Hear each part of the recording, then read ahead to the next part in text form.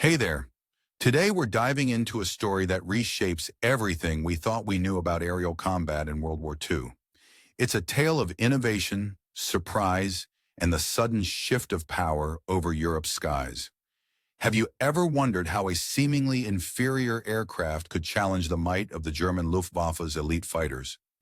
How did a short-lived design, developed in just over 100 days, turn the tide of an entire war? What secrets lay behind the American fighter that baffled seasoned German pilots, forcing them to confront a new reality? And could a single engine, crafted in Britain but powered by American ingenuity, really change the course of history? All these questions converge on one central puzzle. What was the true turning point that shattered the Luftwaffe's dominance and paved the way for Allied victory?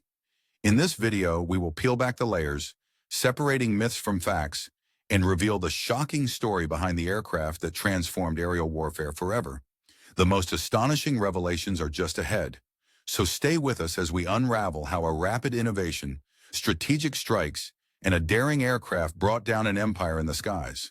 And now let's begin with the birth of a legend, how the P-51 Mustang went from a hurried concept to a flying fortress that changed everything. On the bleak morning of April 24, 1944, soaring high above the German city of Brandenburgg at an altitude of 24,000 feet, Major Garal found himself caught in a relentless and increasingly desperate aerial confrontation. His oxygen mask fogged with each labored, oxygen-starved breath, making it difficult to see clearly through his cockpit as he fought to maintain control of his Messerschmitt Bf 109 G6. Despite the mounting pressure, he watched in stunned disbelief as the American fighter, an aircraft he had believed to be inferior in certain key aspects, persisted in its relentless pursuit, refusing to break away even as he executed a daring diving turn in a desperate attempt to shake it off. The radio static crackled with frantic, panicked voices emanating from the cockpit of the American fighter, the P-51 Mustang, revealing that even the most experienced pilots of the famed Yakushita 11 Squadron, who had dominated European skies since 1940, were now sounding like novices, issuing warnings and plea for reinforcements. The scene was surreal, an aerial ballet that defied every prior understanding of combat flight, where the odds appeared to be shifting beneath their very wings. Raoul's eyes flicked to the instrument panel. The altitude indicator read 6,000 feet.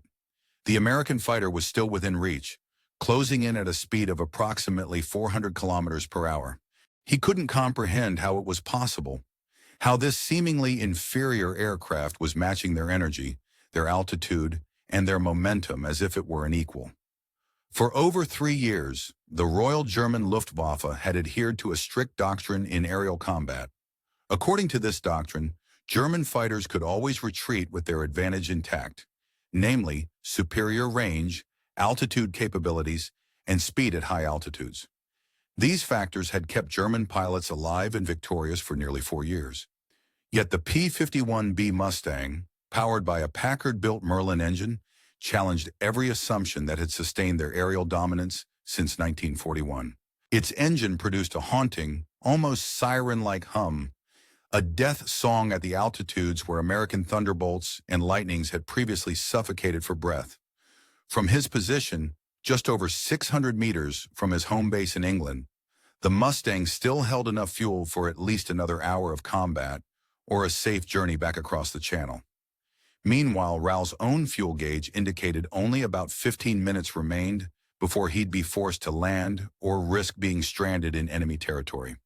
In that critical moment, the fundamental mathematics of air power, the calculations of distance, altitude, and endurance, had suddenly and irreversibly shifted.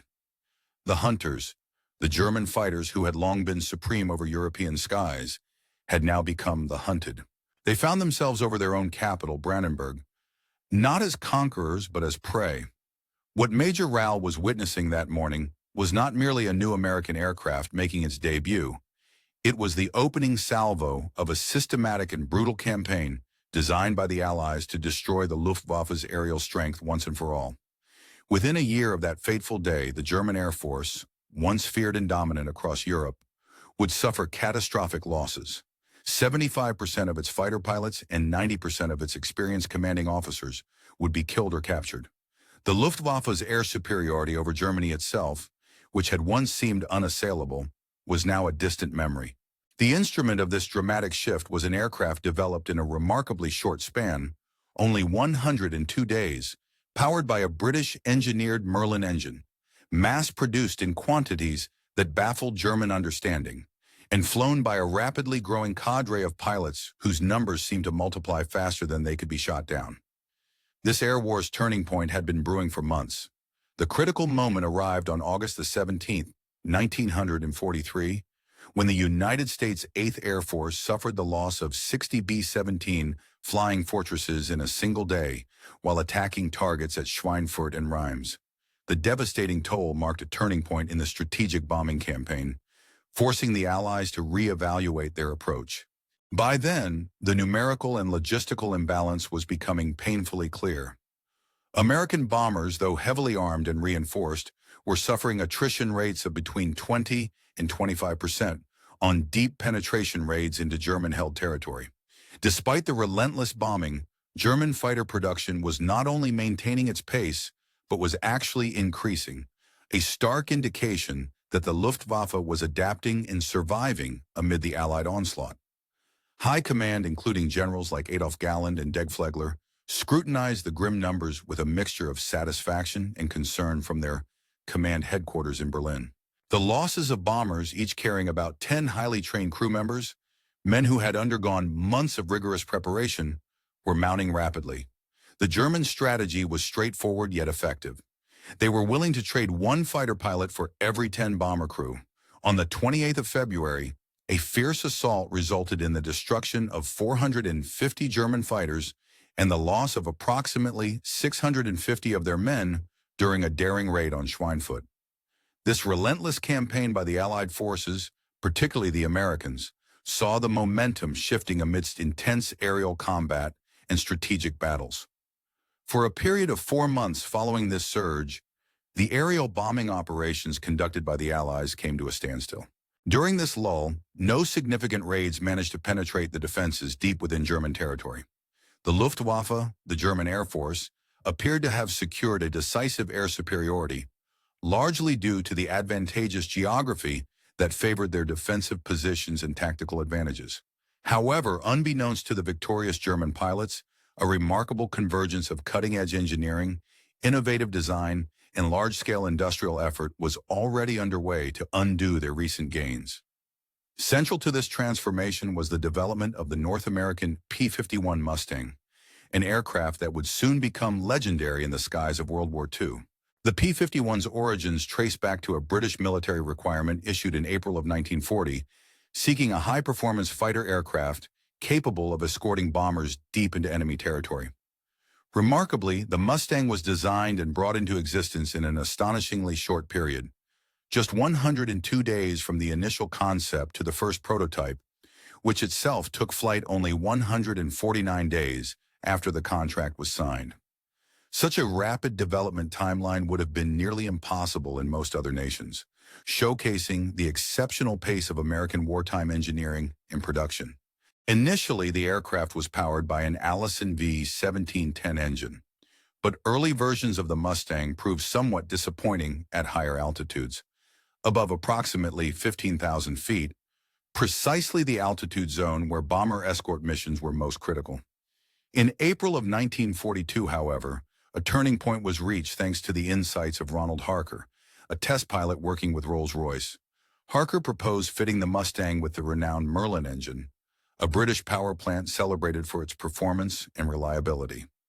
This marriage of American aerodynamics, engineered for speed, agility, and endurance, and British engineering prowess in engine design, ultimately produced what many consider to be the most decisive fighter aircraft of the entire war. The transition to Merlin engines was facilitated by the Packard Motor Car Company in Detroit, which starting in August of 1941, began license producing the Merlin under British license. Packard applied the sophisticated mass production techniques characteristic of the American automotive industry to this British high-precision engineering, enabling rapid and large-scale manufacturing of the engines. By late 1943, Packard was turning out hundreds of Merlin engines each month, each capable of delivering roughly 1,650 horsepower at high altitudes, precisely where German pilots felt most secure, believing their aircraft to be invulnerable at such heights. A prophetic voice in this burgeoning technological revolution was Colonel Thomas Hitchcock, who served as the American military attaché in London and was himself a veteran pilot from World War I. In July of 1942, he authored a report that proved to be remarkably prescient, asserting that the P-51, equipped with the Merlin engine, would outperform any existing fighter aircraft when operating above 25,000 feet. Hitchcock predicted that this aircraft would possess the range necessary to escort bombers all the way to Berlin and back, effectively transforming the strategic landscape of the European theater. His insights underscored the potential for the P-51 to change the entire balance of power in the skies. By the first day of December in 1943, a crucial new chapter unfolded. A formation of Focke-Wulf FW-190 fighters from the WWII squadron approached American bombers near the region of Solingen, confident that their escorting Allied fighters had already turned back or been defeated. These experienced German pilots, each with thousands of combat victories, executed a well-rehearsed attack pattern they had perfected over the previous 18 months. As the German fighters dropped away from their escorting position, a staff officer observed the P-47 Thunderbolts waving their wings in farewell to the bombers, preparing for their attack run. Yet as the FW-19s dove into their attack, an unexpected and critical development occurred. Urgent messages crackled over radio channels, indicating that a small but vital group of fighters remained with the bombers. 8 P-51B Mustangs from the 354th Fighter Group, known as the Pioneer Mustang Group, had stayed on their mission.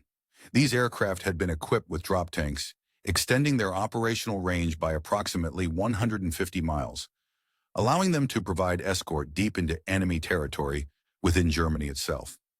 The German pilots, conditioned by 18 months of unchallenged attacks on undefended bombers, found themselves psychologically unprepared for the fierce resistance offered by these long-range fighters at such distances from their bases.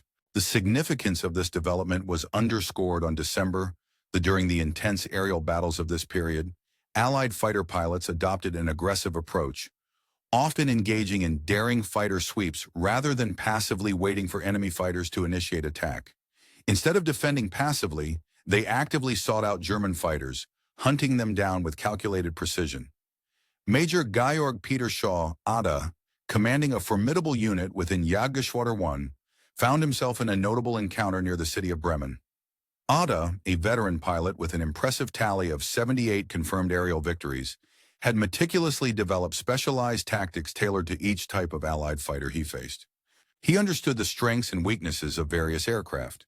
For instance, the P-47 Thunderbolt could be outmaneuvered at high altitudes, while the Spitfire's limited operational range often constrained its effectiveness in certain combat scenarios.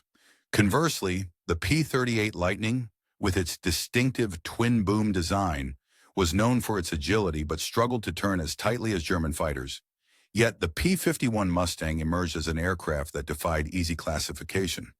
Its first contact with enemy fighters occurred at an altitude of approximately 7,500 meters, a height at which many aircraft struggled to operate effectively. During this encounter, Eder, another seasoned pilot, promptly reported the engagement to the JAG Corps headquarters, providing critical intelligence. At this altitude, enemy fighters demonstrated superior speed and maneuverability compared to our Bf-109G fighters.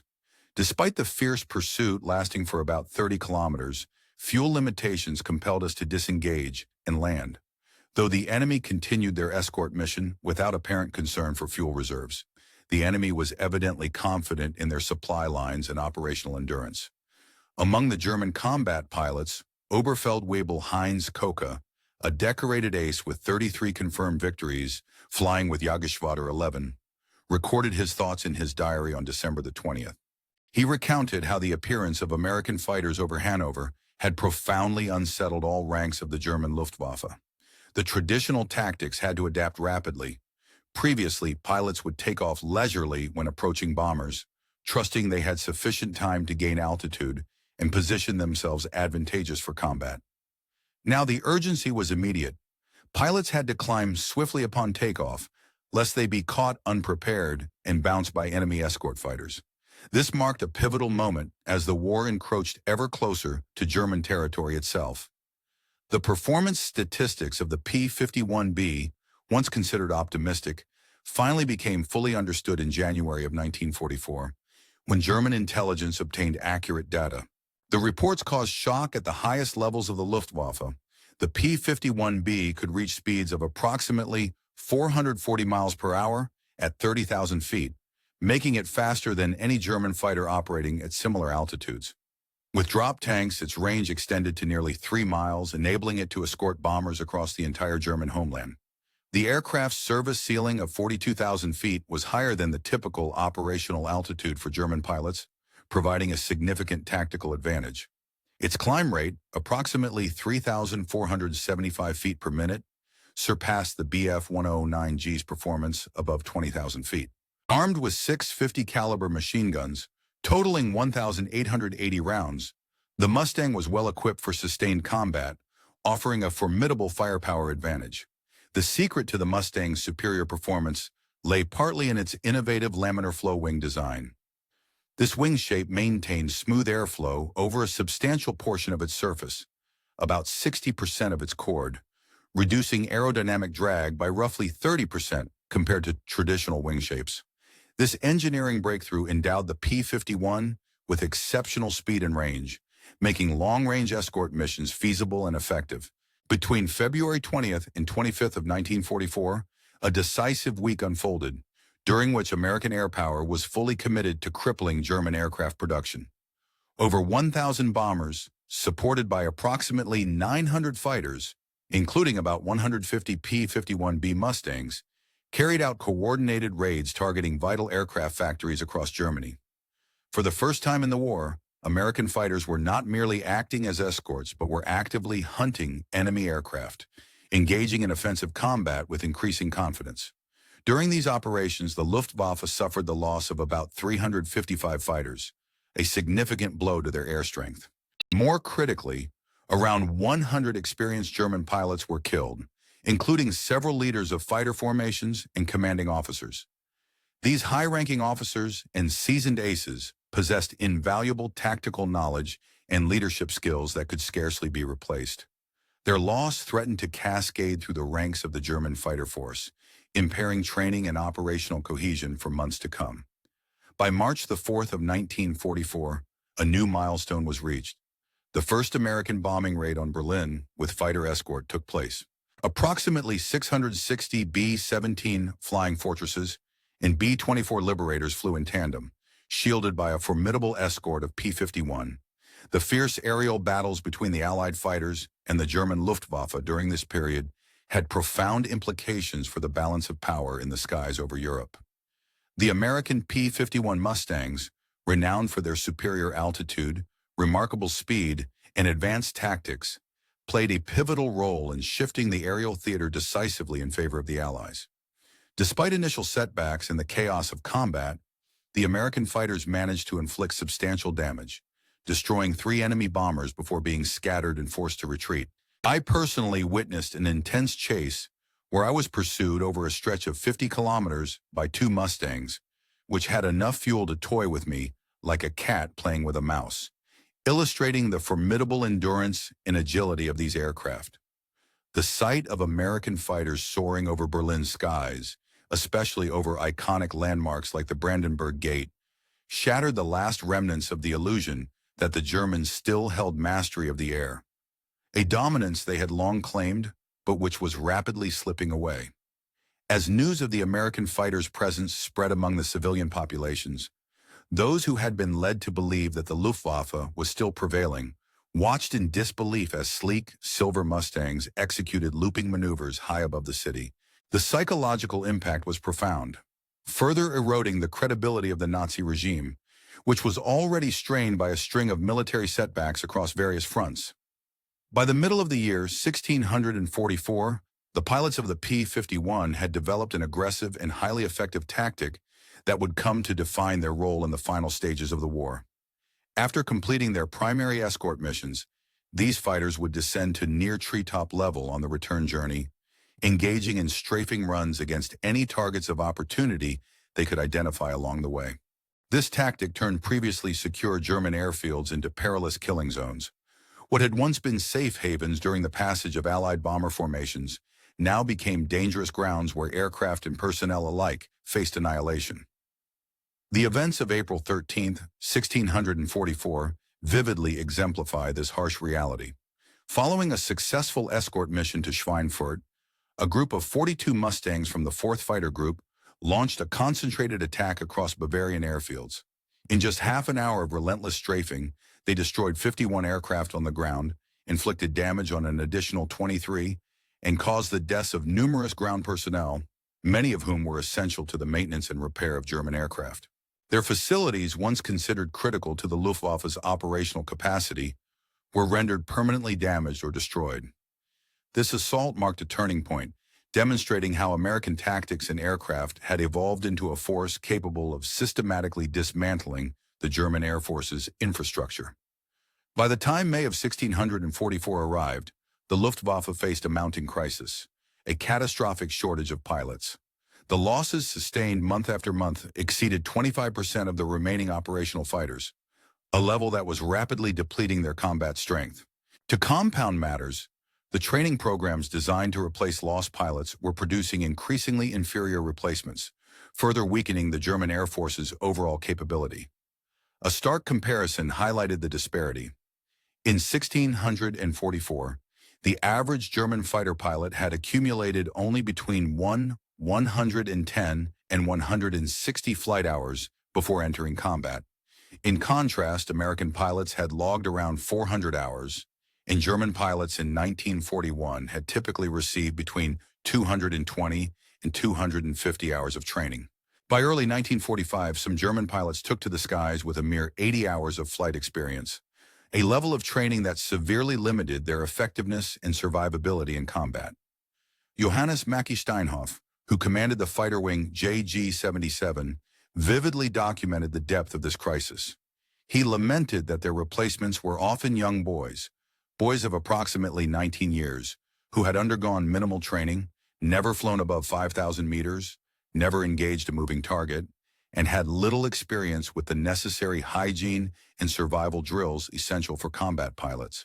These inexperienced recruits were being sent into combat against American pilots who had accumulated 400 hours of training, many of whom had already gained valuable combat experience.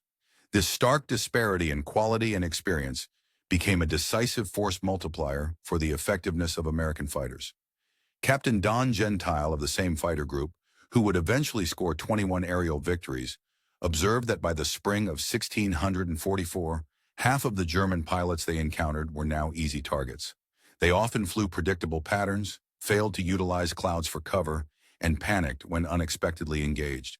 While the veteran pilots still posed some threat, their numbers dwindled rapidly, making the German Air Force increasingly vulnerable to the relentless advances of Allied fighters.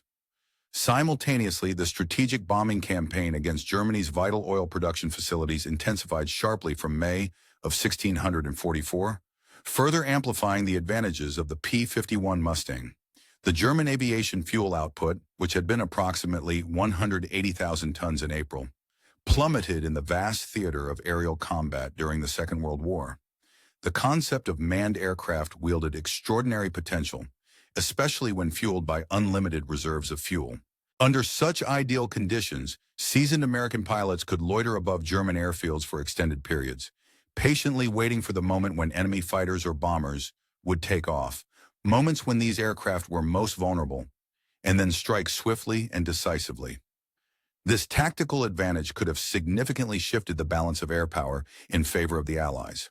The introduction of the Messerschmitt Me 262 jet fighter during the summer months of 1944 briefly ignited hopes among German military strategists.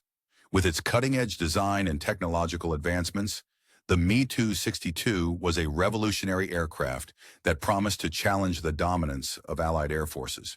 The jet had a maximum speed of approximately 540 miles per hour, making it about 100 miles per hour faster than the iconic P-51D Mustang, the primary American long-range fighter at the time. Adolf Hitler, infatuated with the potential of this wonder weapon, believed it could turn the tide of aerial combat and reverse the seemingly inexorable progress of the Allied air campaign. However, despite the promising capabilities of the Me-262, the realities of wartime operations soon proved that technological superiority alone could not guarantee victory. P-51 pilots quickly adapted to the new threat by devising tactics to mitigate the jet's advantages. One effective method was to loiter near the airfields where Me-262s were stationed, patiently waiting for the jets to take off or land, periods during which the aircraft were slow-moving and particularly vulnerable to attack. Thanks to the Mustang's superior range and endurance, American fighters could sustain such waiting periods, reducing their risks and increasing their chances of success. Yet the technological edge of the Me-262 was largely nullified by practical operational challenges. The jet fighters depended heavily on high-grade fuel, which became increasingly scarce as the war progressed. Their engines needed frequent maintenance, often requiring replacements every 10 to 25 hours of flight, an impossible feat given the disrupted supply chains and dwindling resources. Moreover, the jets demanded highly skilled pilots to operate effectively, pilots who were already in short supply due to the losses and attrition of experienced Luftwaffe personnel. Most notably, the Luftwaffe's veteran pilots had been significantly depleted by relentless combat and attrition. Though some, like Franz Schall, managed to shoot down multiple P-51s, Schall himself credited with downing 10, and others such as Georg Peter Eder claimed 9 victories among their total jet kills, these individual successes lacked a strategic impact on the overall air war. For every Mustang shot down, dozens more would appear, maintaining Allied dominance in the skies. The mere tally of jet victories failed to alter the broader strategic situation, which was increasingly unfavorable toward Germany. By the autumn of 1944, the focus of the American air campaign had shifted from air-to-air combat to targeting Germany's vital transportation infrastructure. Operating in tightly organized squadron formations, P-51s launched relentless attacks on locomotives, rail yards, bridges, and canal locks across the Reich. The German economy, which heavily depended on rail transport for the movement of troops, supplies, and raw materials, began to unravel systematically. On September the 11th of that year, an extraordinary feat was achieved when 36 P-51s from the 357th Fighter Group destroyed a staggering 81 locomotives in a single day, crippling a critical artery of German logistics. The 357th Fighter Group would eventually amass the highest number of air victories of any P-51 group within the 8th Air Force, totaling approximately 595.5 confirmed kills. The impact of these relentless attacks extended beyond mere statistics, as they inflicted a severe psychological toll on German military personnel. Reichsminister Albert Speer, in his personal diary, recorded that the American fighters had succeeded where heavy bombers had failed, completely paralyzing Germany's transportation network. He noted that coal cannot reach power plants, parts cannot reach factories, and food cannot reach cities, signifying the collapse of essential infrastructure and the worsening civilian suffering. Beyond the tangible damage caused by the P-51s, their dominance in the skies created a profound psychological impact on the German pilots. Men who had entered service as elite combatants found their worldview shattered by the overwhelming American air presence. The confidence that once sustained them was eroded, replaced by a sense of inevitable defeat. American Mustang pilots exhibited a remarkable level of bravado, often performing daring aerobatic maneuvers over German cities, engaging in victory rolls over airfields they had just strafed, and engaging in combat with overwhelming numbers and superior training. Their aggressive tactics and unyielding confidence served to demoralize their opponents and bolster Allied morale. In German fighter units, a grim, fatalistic humor emerged as a coping mechanism for the mounting losses and despair. A joke circulated among pilots. What does a German fighter pilot? During the final months of World War II, German forces, particularly the Luftwaffe, found themselves engaged in what can only be described as a desperate and increasingly futile suicide mission. Their aircraft and pilots, though still present in some numbers, were now fighting against overwhelming odds, and the results of their efforts were nothing short of disastrous. American fighters, relentless and well-prepared, managed to claim the destruction of approximately 130 to 140 German aircraft in aerial combat, all while suffering minimal losses themselves. This stark disparity underscored the rapid decline of German air power and the overwhelming dominance of Allied aircraft during this period. By April of the same year, the Luftwaffe had effectively ceased to exist as an organized fighting force. Although some aircraft and pilots persisted, the essential will to continue fighting had evaporated among the remaining German units. Many commanders, recognizing the hopelessness of their situation, stopped ordering missions altogether. The once proud and formidable force that had terrorized Europe with its raids and dogfights was now reduced to hiding its dwindling aircraft, desperately clinging to the remnants of its once mighty fleet in a futile attempt to prolong the conflict. The final statistics of the P-51 Mustang's impact on the war tell a compelling story of its decisive role in shaping the air battles over Europe. Over the course of the war, approximately 15,586 P-51 Mustangs were produced. In aerial combat, they confirmed the destruction of roughly 4,950 enemy aircraft. Additionally, they accounted for the destruction of about 4,131 German aircraft on the ground, through strafing runs and ground attacks. The losses sustained by the P-51s from all causes totaled around 2,520 aircraft.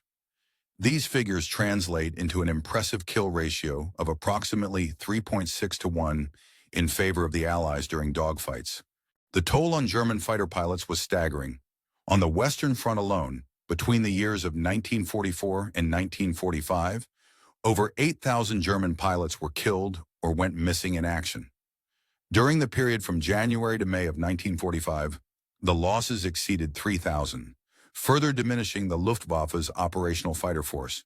The decline of German aerial strength was starkly evident. In January 1944, the Luftwaffe had roughly 1,600 operational fighters.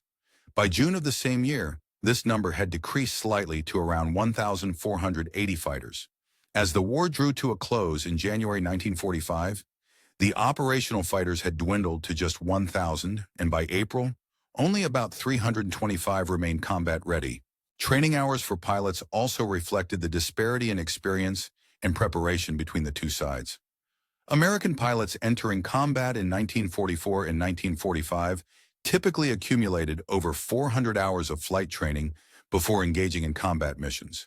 In stark contrast, German pilots in early 1944 trained for between 160 and 220 hours.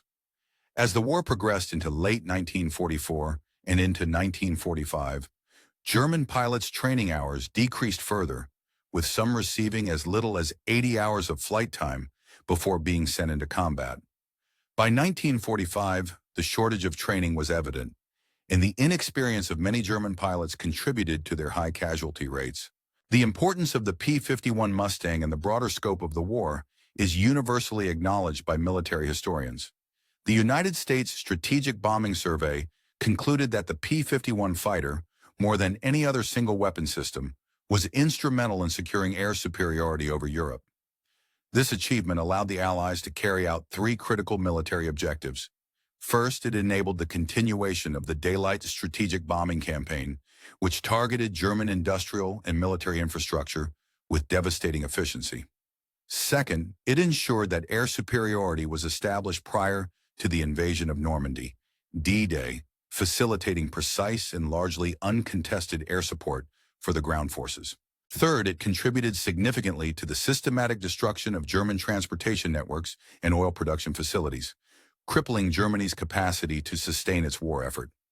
The remarkable production capacity of North American aviation deserves special recognition in this context. At the height of the war effort, the company was producing approximately one completed Mustang every 90 minutes. The aircraft manufacturing facilities in Englewood and Dallas employed tens of thousands of workers, with women comprising roughly 40% of the workforce, an impressive feat of industrial organization and mobilization. This extraordinary manufacturing achievement starkly contrasted with German industrial efforts.